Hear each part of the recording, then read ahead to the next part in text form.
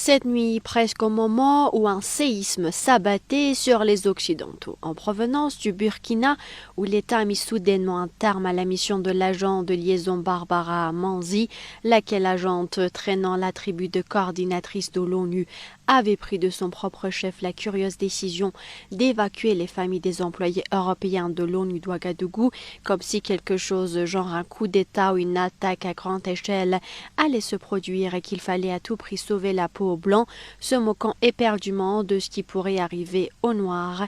Les médias mainstream se sont mis à coup à parler d'une entente Mali-Côte d'Ivoire sur l'affaire des 46 militaires ivoiriens. Or, à en juger le rapport bourré d'interrogations de RFI, qui consacre 4 bons paragraphes au sujet, le séisme est loin d'avoir secoué cette nuit le seul Burkina. Le futé Ouattara a-t-il fini par tomber d'accord avec le Mali et ce, sur le dos de la France? Voici la somme de questions qui taraudent en ce moment même l'esprit des Français et auxquelles ils ne trouveraient visiblement aucune réponse. La présidence malienne promet pourtant dans un communiqué publié jeudi soir d'aller rapidement vers un dénouement heureux dans le respect des procédures judiciaires en cours. Les soldats ivoiriens n'échapperont donc pas à un procès pour atteinte à la sûreté de l'État. Seront-ils condamnés à une peine déjà couverte par leur période de détention, vers une peine plus lourde assortie d'une grâce présidentielle? Y aura-t-il un non-lieu? Les possibilités sont multiples, mais Abidjan semble en tout cas avoir obtenu des garanties politiques sur l'issue de cette procédure judiciaire. Les Ivoiriens ont-ils dû consentir à des contreparties? Bamako exigeait l'extradition de personnalités politiques maliennes séjournant en Côte d'Ivoire. Une fin de non-recevoir y avait toujours été opposée. Bamako voulait aussi le soutien du président ivoirien Alassane Ouattara auprès de la CEDEAO pour des facilités de refinancement. Avouons qu'en matière d'autotrahison, RFI n'aurait pas pu faire mieux, lui qui révélant à travers ses multiples questions non seulement la surprise qui s'est emparée de la France en apprenant la nouvelle, mais aussi la panique qui est en ce moment celle de Paris de voir le scénario d'un troisième coup d'État contre le Mali viré à une source de preuve de l'implication française dans n'importe quelle affaire sordide qui se produit au Sahel, voire dans l'ouest du continent. Car imaginons que les soldats ivoiriens se mettaient, comme on a peur à RFI, à être traduits devant la justice puis à parler. Que ferait la France s'il a annoncé par exemple comment la DGSE s'était mis à les armer et à l'aide de la MINUSMA à contourner l'État malien? Si ce genre de révélation venait à avoir lieu, le Conseil de sécurité pourrait-il encore claquer la porte au nez de Diop, qui réclame depuis le 15 août une audience pour rendre publiques les preuves de la complicité de Barkhane avec le terrorisme dit djihadiste? Il y a plus, car dans cette entente qui vient de se faire entre Bamako et Abidjan, le gros lâchage, c'est Ouattara qui vient de le faire en direction de la France, une semaine après que le ministre des Affaires étrangères française était passé en Côte d'Ivoire exprimer son chagrin de voir les sentiments anti-français monter en Afrique. Ouattara a-t-il trahi la France? Une chose est sûre, Maïga n'aurait jamais promis de lâcher les militaires ivoiriens sans que la Côte d'Ivoire s'écarte de la ligne dictée par. Les dernières phrases de l'article de RFI en sont presque l'aveu. Bamako voulait aussi le soutien du président ivoirien Alassane Ouattara auprès de la CEDEAO pour des facilités de refinancement. C'est vrai que la menace de sanctions contre le Mali était brandie il y a 3 semaines par la CEDEAO si l'affaire n'était pas réglée d'ici la fin du mois.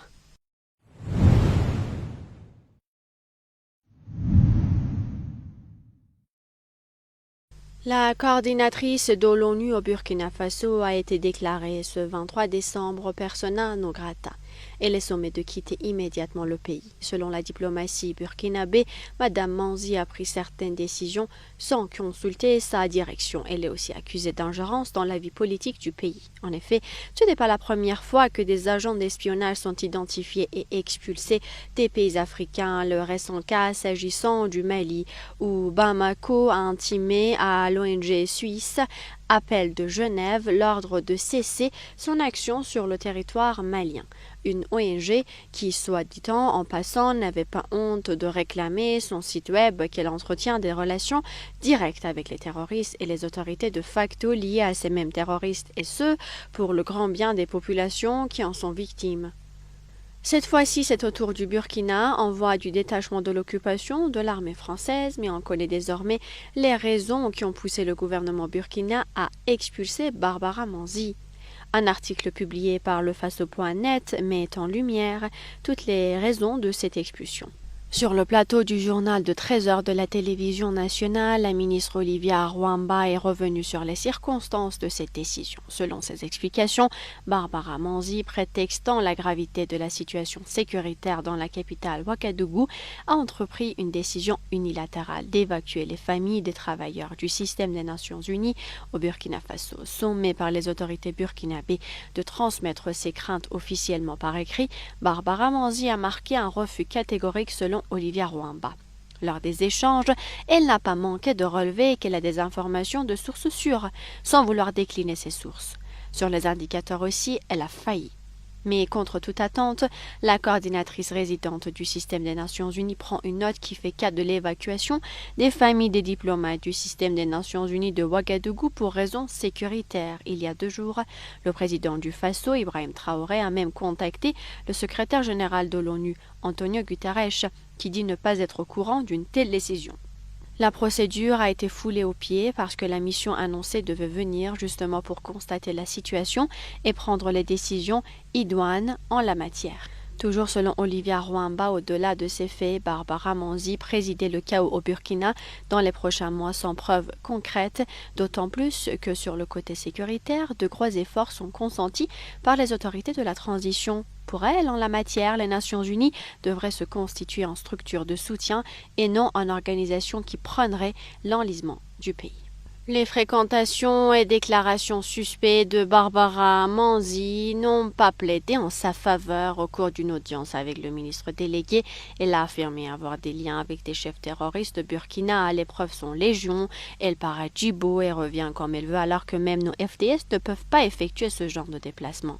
En plus de cela, il interdit aux représentants des 3 agences du système des Nations Unies de s'afficher avec nous alors que ce sont des agences spécialisées qui devraient avoir des contacts directs avec les différents départements ministériels, ce qui n'est pas le cas et c'est sur son interdiction, regrette la ministre Olivia Rwamba. Elle a fait des pays comme l'Irak, l'Afghanistan, le Soudan et de ses propres propos, elle m'a dit que partout où elle passait, aucune décision ne peut être prise au plus haut sommet de l'État sans son aval. La ministre des Affaires étrangères, de la coopération régionale et des Burkinabés de l'extérieur précise que c'est l'individu qui a été expulsé et non l'institution. Nous gardons toujours une bonne coopération avec les Nations Unies qui constitue une entité de référence avec en son sein 33 agences avec lesquelles nous collaborons, a-t-elle conclu.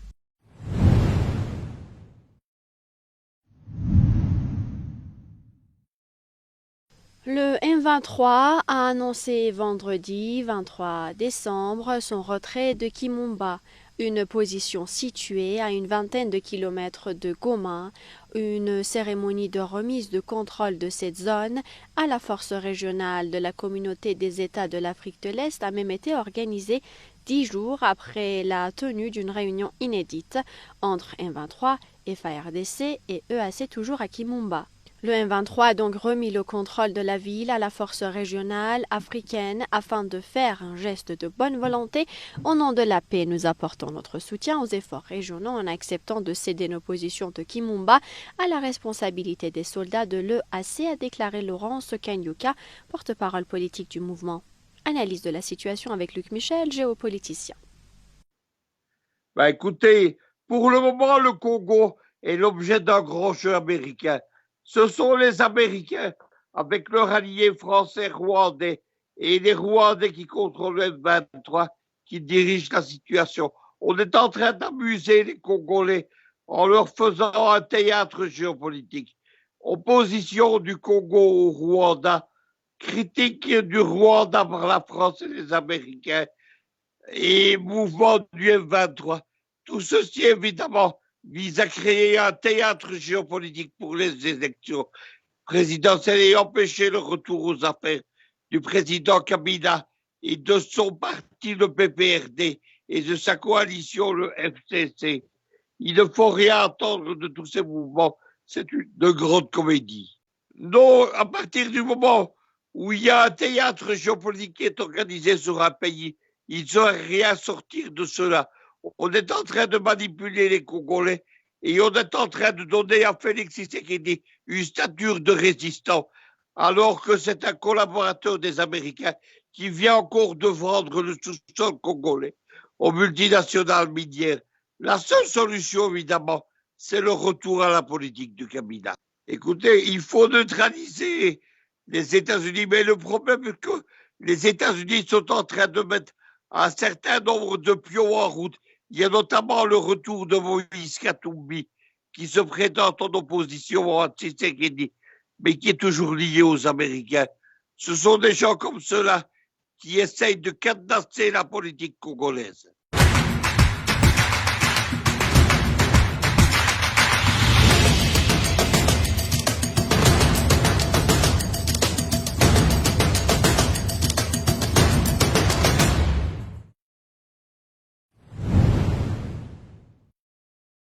Abidjan et Bamako ont trouvé un train d'entente.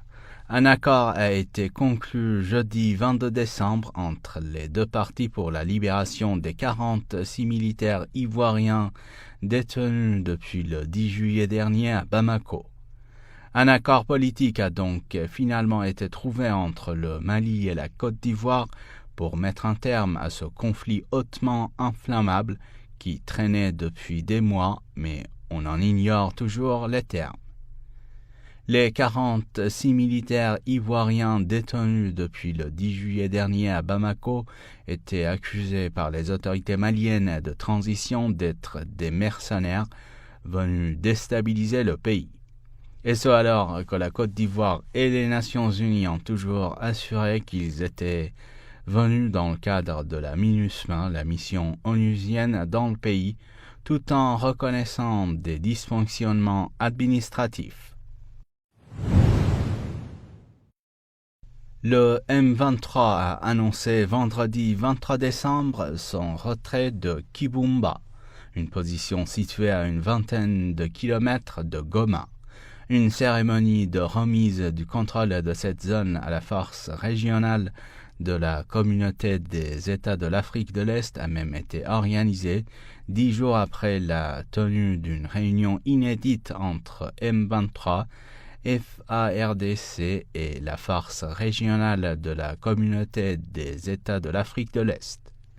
D'après les rebelles, ce retrait se fait en application du mi-sommet de Luanda, organisé fin novembre, qui prévoyait un cessez-le-feu et un retrait du M23 des zones conquises. De 7 milliards de dollars annoncés comme prévision de recettes pour 2022, les revenus du canal de Suez frôlent déjà la barre des 8 milliards de dollars. Les autorités souhaitent engranger davantage de ressources via cette plateforme, devenue l'une des principales sources de devises du pays. Plus de 23 000 navires ont transité en 2022 par le canal de Suez, selon Rabi Osama, président de la Suez Canal Authority. Le volume de cargaison transporté par ces navires a atteint 1,4 milliard de tonnes. Ces flux ont généré 7,93 milliards de dollars de revenus pour l'autorité du canal qui réalise de ce fait la plus importante performance en termes de chiffre d'affaires depuis la mise en service de cette plateforme. Au cours de l'exercice précédent, les revenus avaient atteint 6,33 milliards de dollars, un montant collecté entre autres à travers les droits de passage perçus sur les 21 700 navires qui avaient emprunté le couloir de navigation. Toutes les charges criminelles en Israël contre le milliardaire franco-israélien ont été abandonnées, indique le parquet israélien. À la tête du groupe BSGR de ressources minières, Benny Stemmetz avait été arrêté en août 2017 pour blanchiment d'argent et rapidement libéré.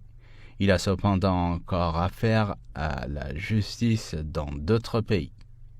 Il avait été condamné en 2021 à 5 ans de prison ferme et au versement de 50 millions de francs suisses pour corruption d'agents publics en Guinée. Il était accusé d'avoir versé environ 10 millions de dollars à la 4e épouse de l'ancien président guinéen Lassana Conté pour obtenir des droits miniers.